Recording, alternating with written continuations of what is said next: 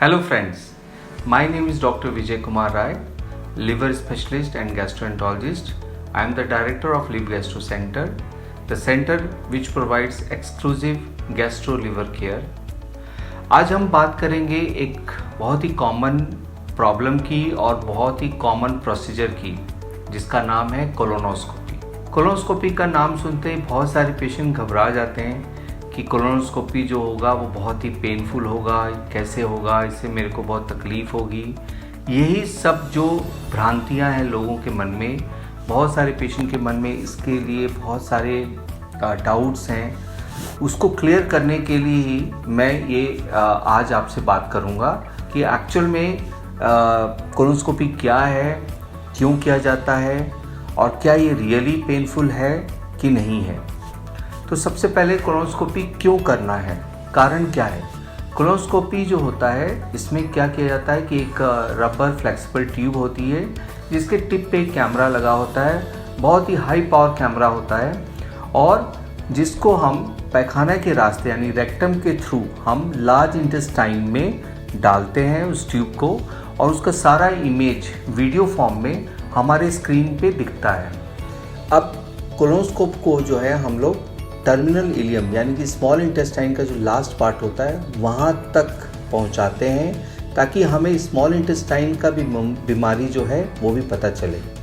तो आपने देखा कि कोलोनोस्कोपी जांच के द्वारा हम लार्ज इंटेस्टाइन और स्मॉल इंटेस्टाइन का टर्मिनल पार्ट अच्छे से एग्जामिन कर सकते हैं। उसमें होने वाली कोई भी रोग, कोई भी किसी प्रकार का भी रोग, जैसे कि अल्सर हो गया, कोई ट्यूमर हो गया, कोई पॉलिप हो गया, हेमरॉइड्स हो गया, फिशर हो गया, या कोई एबनॉर्मल ब्लड वेसल है जहाँ से ब्लीडिंग हो रही है, इसका हम पता कर सकते हैं। अब कोलोनोस्कोपी जो होता है वो क्यों किया जाता है, तो जैसे मैंने बताया कि अगर लार्ज इंटेस्टाइन और स्मॉल इंटेस्टाइन में कोई बीमारी का पता करना है तो कोलोनोस्कोपी करते हैं। तो सिम्टम क्या होगा, पेशेंट क्या सिम्टम लेके आएगा जिसमें हम कोलोनोस्कोपी एडवाइस करते हैं। कोलोनोस्कोपी हम जनरली एडवाइस करते हैं जब पेशेंट को क्रॉनिक डायरिया हो, डायरिया जो कि 4 हफ्ते से ज़्यादा दिन से चल रहा है, या डायरिया जो कंट्रोल नहीं हो रहा है, समझ में नहीं आ रहा है कि क्या कारण है, पेशेंट सारी दवा खा चुका है फिर भी उसका डायरिया कंट्रोल नहीं हो रहा है, तो उसको जानने के लिए हम कोलोनोस्कोपी करते हैं।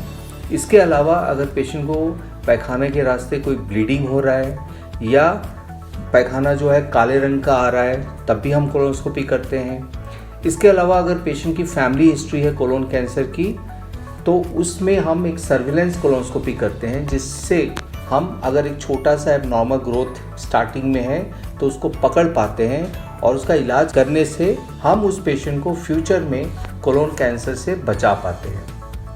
तो ये थे हमारे मुख्य कारण जिसके लिए हम कोलोनोस्कोपी करते हैं। आपको ये जान के बहुत हैरानी होगी कि 23 में से एक आदमी को, मेल पर्सन जो है, उनको कोलोन कैंसर होने का रिस्क रहता है। मतलब मान के चलिए अगर 23 इंडियन हैं आज के टाइम में, तो पूरे लाइफ टाइम में एक इंडियन पर्सन को उसमें से कोलोन कैंसर होगा, और 25 फीमेल हैं, 25 औरतें हैं, उसमें से एक पेशेंट को एंटायर लाइफ टाइम में कोलोन कैंसर होगा।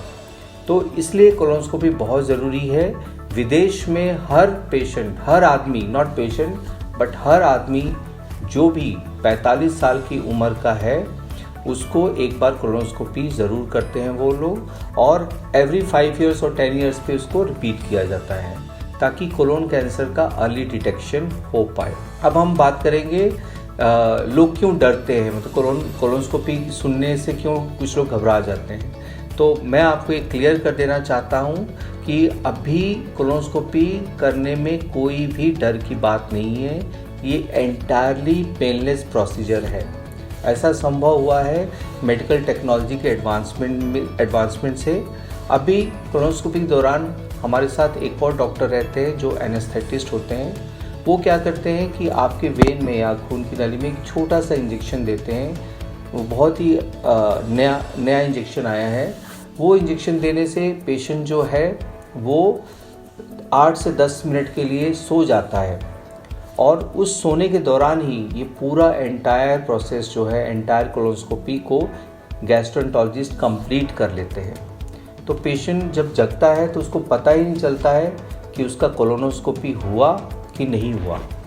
तो देखा आपने कि जस्ट एक इंजेक्शन, छोटा सा एक इंजेक्शन देने से ही पेशेंट को नींद आ जाती है, वो एकदम सो जाता है, पूरा प्रोसीजर जो है वो कंप्लीट हो जाता है उस दौरान।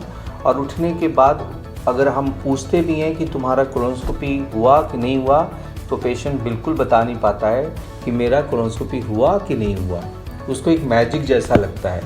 और फिर उसके आधे घंटे बाद हम ऑब्ज़र्व करते हैं पेशेंट को, सब ठीक रहता है तो हम उसको घर भेज देते हैं।